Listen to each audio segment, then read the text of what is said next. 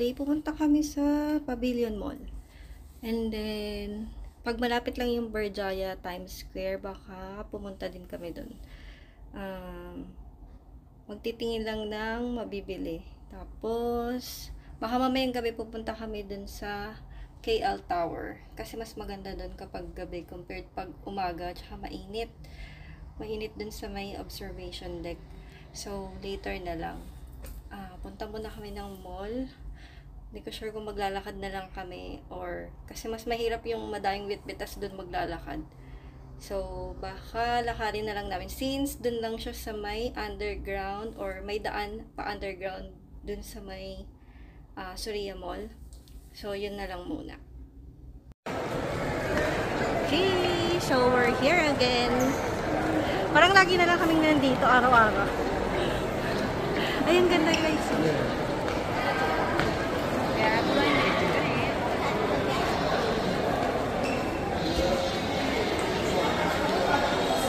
Itong mall nila dito, mas malaki pa sa ano, sa mga MOA or Mega Mall. Pero dapat dun tayo palabas sa ano, sa papuntang Pavilion Mall. Hindi dito. Sa baba tayo. So, hanapin muna namin yung papunta ng Pavilion Mall. Sa underground yun. Kasi nakapag-ikot na kami dito. So, sa iba naman. Okay, so this is the park. KLCC Park. Yan siya guys. Daming tao dito. Yung ulan dito, ano lang muna. Ambon-ambon. Tapos di naman tutuloy. Oh, maganda dito pag gabi. May ilaw yung dyan sa fountain. Ganda.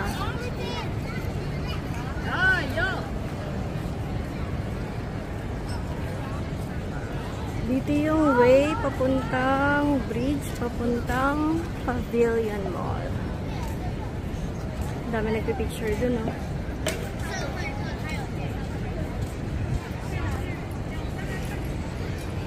Lakad-lakad lang kami. Then, punta na kami doon sa Pavilion. So, nahanap na namin guys, yung papunta ng Pavilion Mall na underground. So, kapag nandun kayo sa may park, dire-diretso, and then meron pababa dun sa may convention center. Dun kayo bababa. May hagdan dun, pa-underground. And then, pag dun naman sa loob ng KLCC, pag nakita niyo yung fuel shock sa baba, na floor, yun, sa gilid nun, may daan papunta dun sa underground tunnel or yung underground na way, papuntang Pavilion Mall. So, eto siya. Ganda dito, guys. Akala ko parang tunnel siya na yung, as in, yung parang bridge na open air. Hindi pala. Ang ganda, oh, yung mga art nila. Yung mga art yung gilid. Social. Ayan, see? Pedestrian tunnel to Surya KLCC. But this one is to Surya KLCC.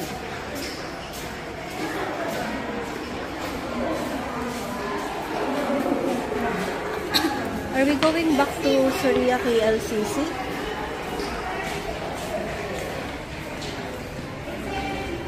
Wait. That's KLCC Park. Oh, let's wait. Let me ask. Baka mali na naman ako.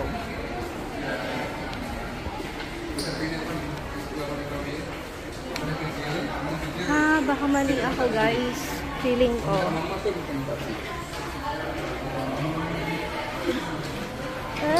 Mali ata. Where's the way going to Pavilion Mall? Go straight outside. Go straight outside? Outside bridge. Bridge? There's a bridge? Okay, thank you. Okay, so ayan guys. Tanga-tanga na naman. Doon pala sa, papunta pala ulit to ng loob ng KLCC na, or ng Surya Mall. So, sa labas pala, Bakit ganon? Hindi naman namin nakita yung labas. So, lalabas na naman kami. Baka malapit siya sa may Aquaria, KLCC. Yun siya, guys. Tapos may bridge. Saka yung bridge. Ang hirap naman. So, lalabas na naman kami. Tapos, baka nga open air yung bridge na yun. Tignan na lang. So, apparently guys, dito pala yung way. Mali na naman ako para sa link bridge. So, sabi niya, diretso. Tapos, sabi niya, Korea, whatever. Diretso lang. And then, may escalator daw. Ang hirap hanapin ng link bridge, ha? Kung asan man siya. Go up daw. This is the Aquaria, guys. So, if you're gonna visit, just like yung sa MOA.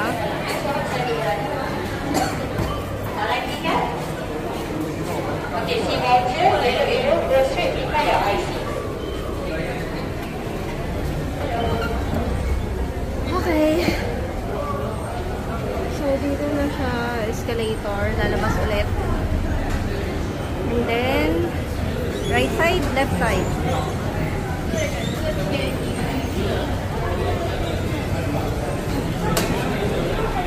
So, saan kaya yung link bridge? Ayun! Sa wakas. Oh, okay. Diyan tayo lilipat eh. Sa Bukit Bintang. Ito pala siya. Ayan.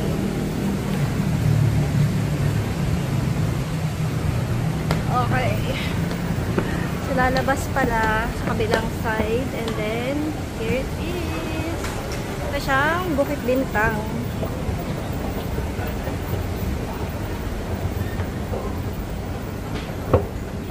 So, ito yung makikita nyo sa labas. Ayan.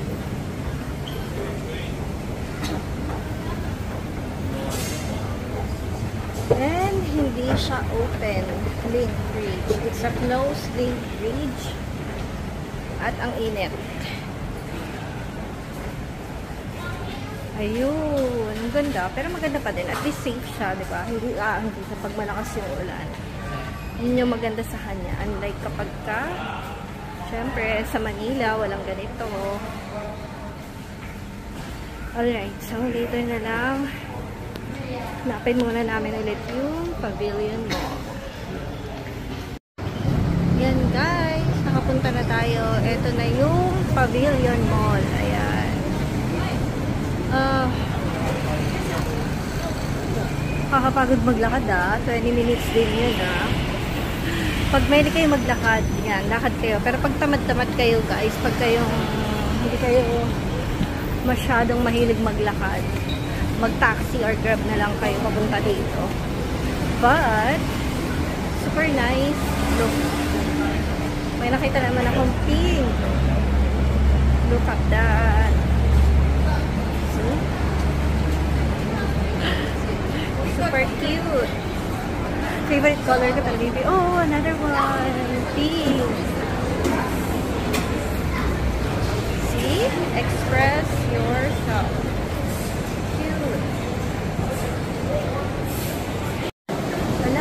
Maganda dito guys compared sa Soria. Mas magaganda yung restaurant sila rito. See? Like the view, the design ng mga restaurant, super cute. Dami ding tao dito. Oh, look. Red tail. Saan kaya yung palabas? Ayun, yan na yung palabas. Nakita na. Ang cute guys. Look. Parang may ice cream.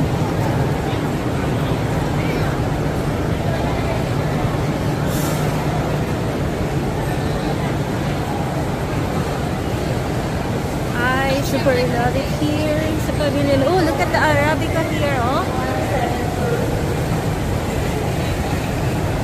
Super ganda. Oh, I think it's raining though. Or not. Maybe not. Zero.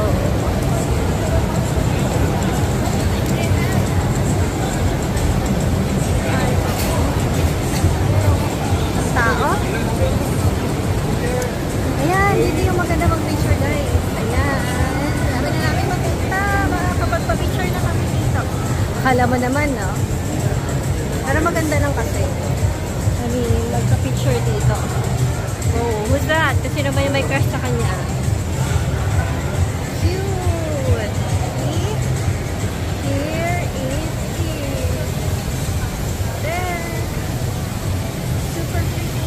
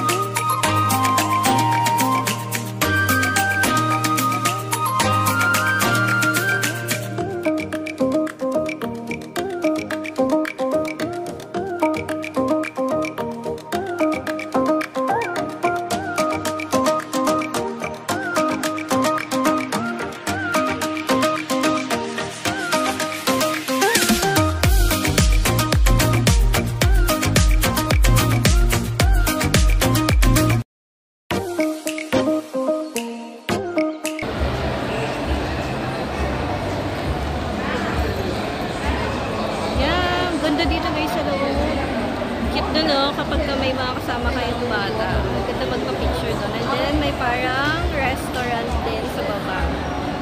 Ayan.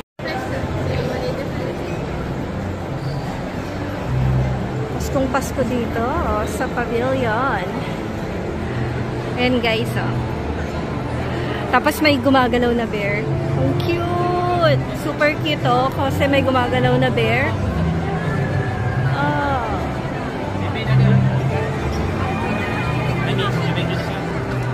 May dala kayong bata.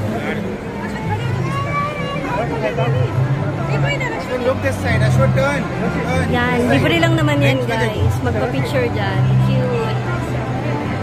Yan guys, pumasok muna kami kasi tawag dito. Galing kami sa labas tapos tayo mag-picture tapos medyo umaaw. Hanapin lang namin yung papuntang Bukit Bintang. Hanap lang din muna kami ng makakainan. Wait lang, parang mali na naman kami ng way. Papunta ng Bukit Bintang. Pero piling ko dun yun sa may ano. Wait lang. Ayun, Bukit Bintang. Ano yan? Entrance. dun muna kami guys. Kasi baka mas may mura doon. Pag dito kasi, syempre, mas mahal to sa Mega. Medyo pang ano dito, pang mga mayayaman. Yung mga maraming perang pang shopping. Pag marami kayong pera guys, pang shopping. Ayan, mag-ikot-ikot kayo dito.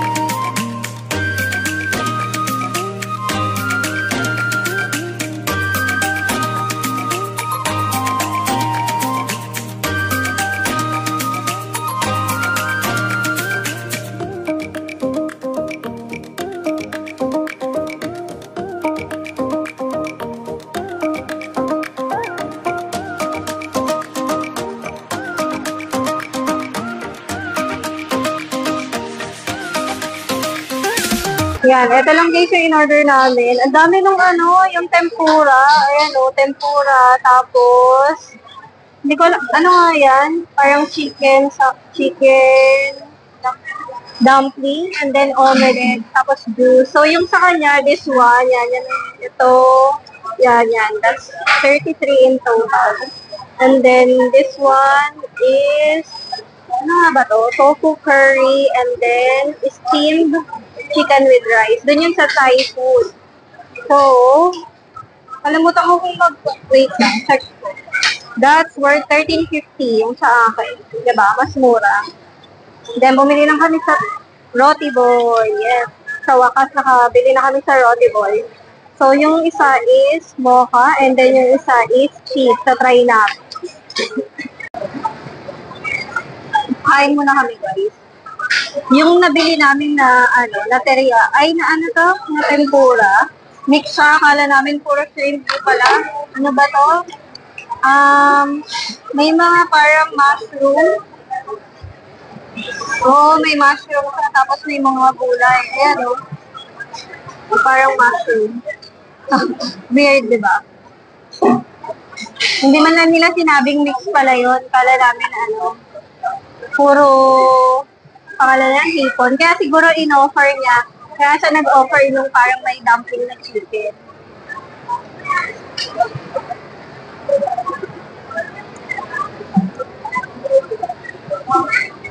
Tapos meron din. Ito guys. Tempura na sili. Hindi ko alam. Tikman natin. Kumain ko ng ibang sauce, yung mga maaanghang.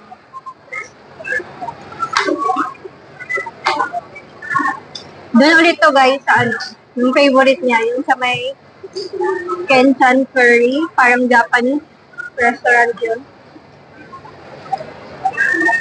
Di ba ha? Bangang.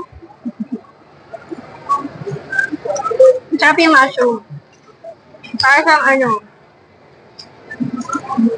parang chicken lang din. Pero mas masarap siya ng yung spicy na may mayo.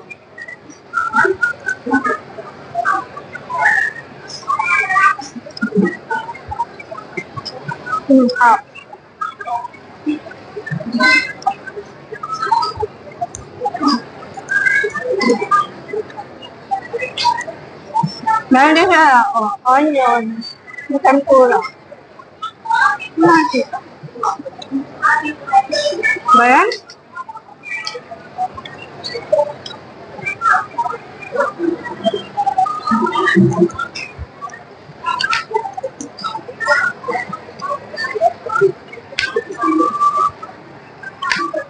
Yung food ko masarap to. Thai food to eh.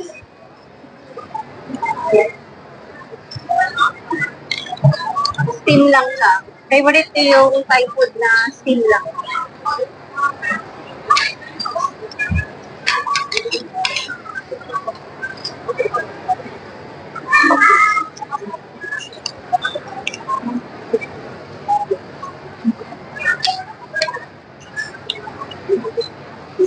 Tapos ito,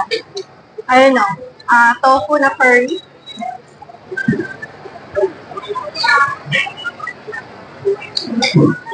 In fairness, parang gusto ko itong gawin sa bahay. Masama oil.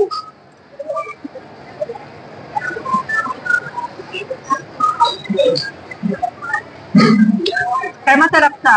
Curry din naman. Kaibahan lang is, siya, tofu.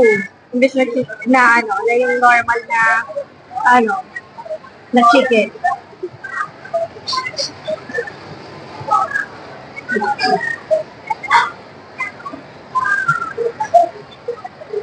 Then I think rice, naka-fry muna siya bago sa what do you call this?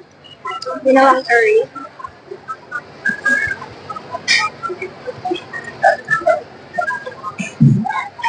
Pag healthy diet ka, parang sa akin. Ito. Kasi pagdating ng Manila, gulay-gulay na naman tayo. Hindi na naman tayo mag-limit masyado.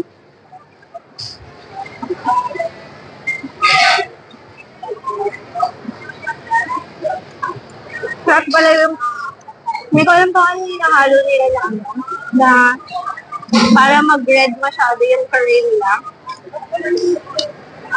Kasi super red, oh. Diba? Like, I don't know. Maybe chili.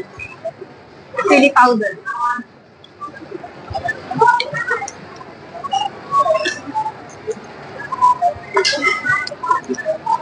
Yung sabaw nila, wala nila. Hindi na masarap.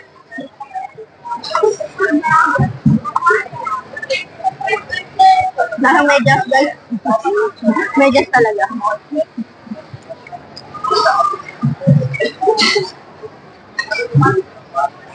Hindi, lahat ng malansa.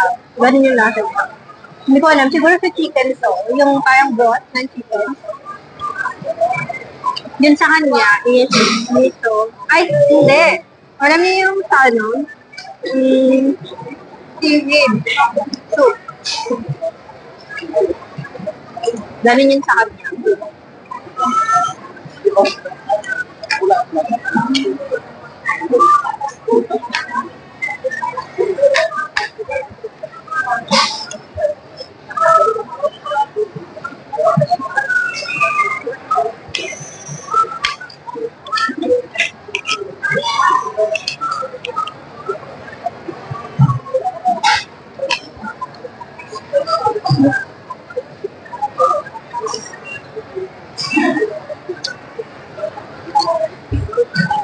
Ang karat ko talaga kumain.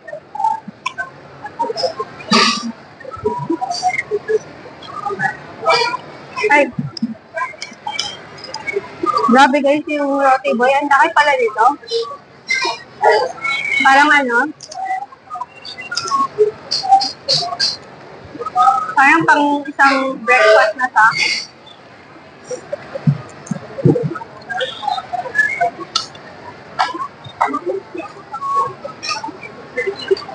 So, grabe talaga dito kasi madami kang choices ng pagkain. So, meron silang mga Dubai food. Pero hindi ko pa kasi na-try yun, mga pang-Dubai.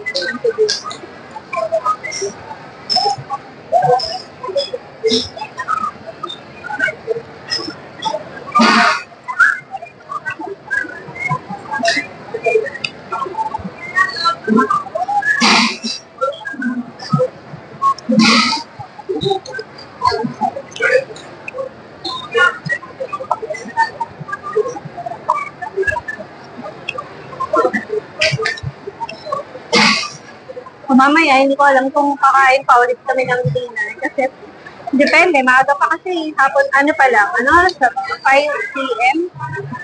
or past 5 p.m.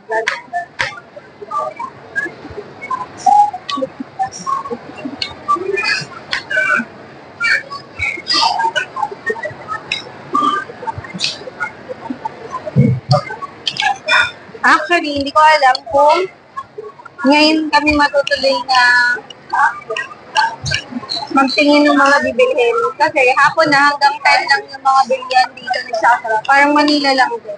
So, last day namin dito sa area na ito bukas. So, pwede naman bukas. Sabay namin yung may deal. So, ewan ko lang kung kaya pa. Kasi 10 p.m. lang din yung sa may KLCC na tower. Kasi kailangan namin matapos yun lahat bago kami lumipat ng hotel ng Bukit Bintang.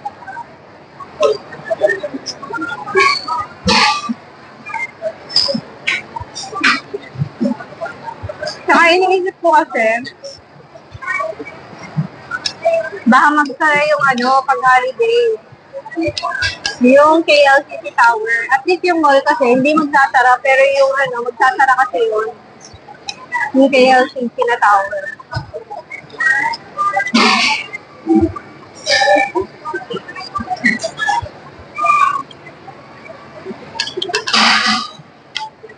Kaya hindi namin alam guys. Ay, feeling ko, sa Chinatown yun. Yung makakabili ng mga mura. But magandang pumunta kasi ng Chinatown pag maaga. Pag ganitong oras kasi medyo madilim na pagka bumili ka ng mga damit or something.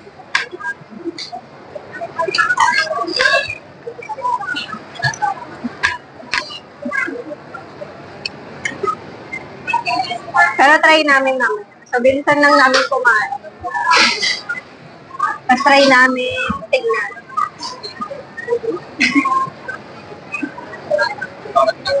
Tapos, tingnan muna namin yung food namin.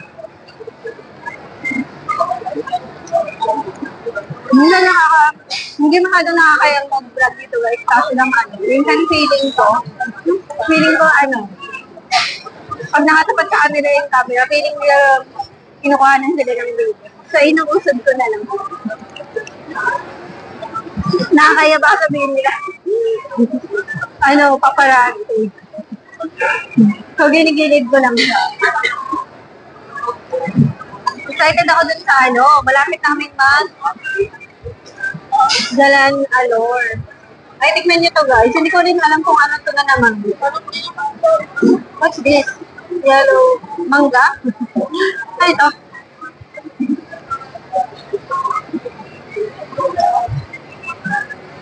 Ah, patata.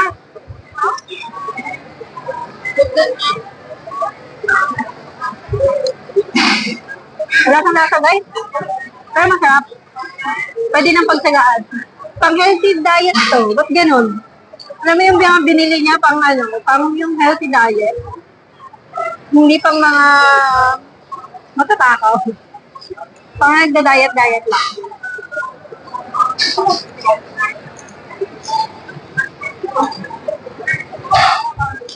Harap. Ang harap ng pagkakagawa ng breading nila.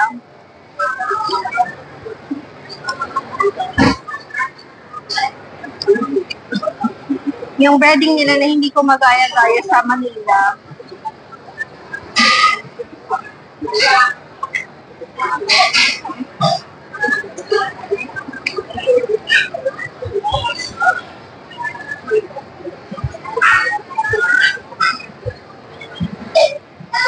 So, nabudol kami kasi yung nabili niyang tempura. Ilang piraso lang yung shrimp. So, 1, 2, 3, 4, parang 4 lang. Akala ko punong-puno siya.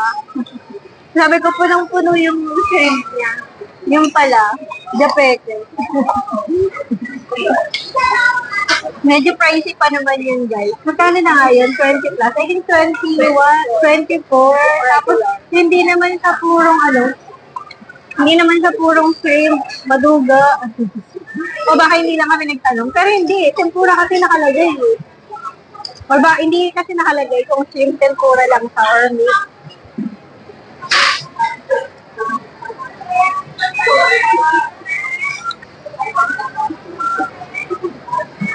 Alam mo, sana meron dito yung alam mo yung, di ba sa Manila kasi, meron yung mga hanggang 12 o'clock na bilihan. Sana may ganun sila dito, yung parang sa BBC, ganyan, hanggang 12, pagka may holiday or Pasko. Parang hindi, dito parang hanggang 10 lang din. Ang aga nila nagsasara dito. Tapos, bumili pala kami guys ng fidget. Alam niyo yung fidget? Yung nabibili yung sa meron sa Shopee, sa TikTok. Same price lang. 238. Wala, ewan ko. Hindi pa kami sa Manila bumili. Kasi hindi kasi aabot. Pang regalo ko din kasi sa sa inaanak ko yung isa. Eh, pag in-order ko yun sa TikTok, parang 7 days pa. Free order. Dito na lang. Yun nga lang, dagdag yun ng pabigat sa sa bagahe.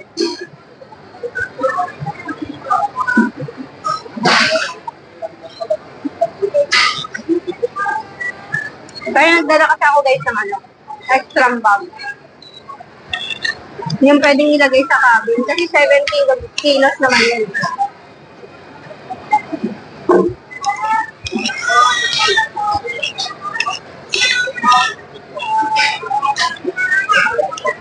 So, kung hindi kami matutuloy ngayon naman, kasi siyempre, Chinatown yun.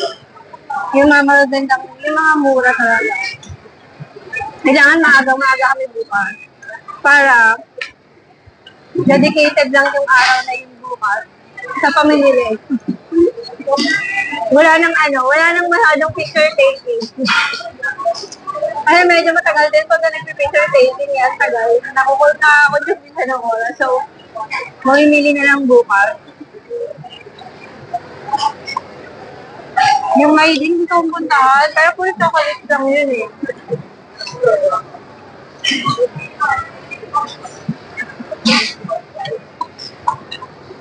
Anyway, tapusin ko na tong food. Kasi hindi ako nabubusog ng kakadalilan. So, later na lang ulit.